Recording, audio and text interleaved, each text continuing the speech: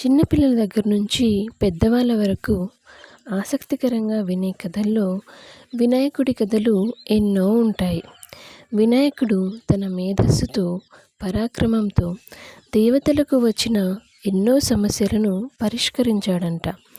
అయితే అలాంటి వినాయకుడికి పూజించేందుకు ఏమీ లేకపోయినా గరిక ఉంటే చాలని నమ్ముతారు. ఆయనకు గరిక అంటే ఇష్టం ఉండడానికి వెనుక ఒక కథ కూడా ఉంది.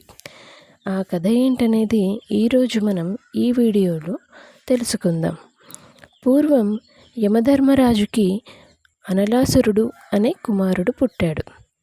అగ్నితత్వం ఉన్న ఆ రాక్షసుడు తనకు ఎదురుగా వచ్చిన ప్రతిదాన్ని బూడిద చేశాడంట. అతని బాధ భరించలేక ముల్లోకాల్లోని జీవులన్నీ అటు ఇటు పరుగులెత్తసాగాయి. కానీ వినాయకుడు మాత్రం ఆ రాక్షసుని అంతు చూసేందుకు సిద్ధపడ్డాడు. పూర్వం తన తండ్రి అయిన శివుడు గరళాన్ని మింగినట్టుగా వినాయకుడు కూడా ఆ అనలాసురుణ్ణి అమాంతంగా మింగేశాడు. అంతవరకు బాగానే ఉంది.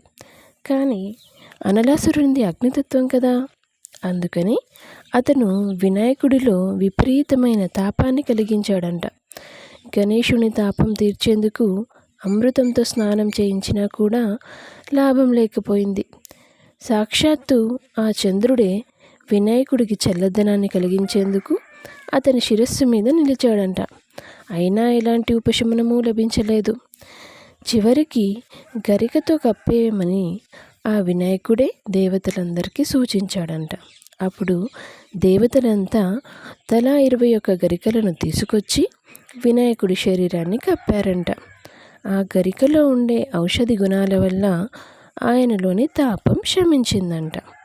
అప్పటి నుండి వినాయకుడికి గరిక అంటే ఇష్టం ఏర్పడిందని చెప్పుకుంటారు.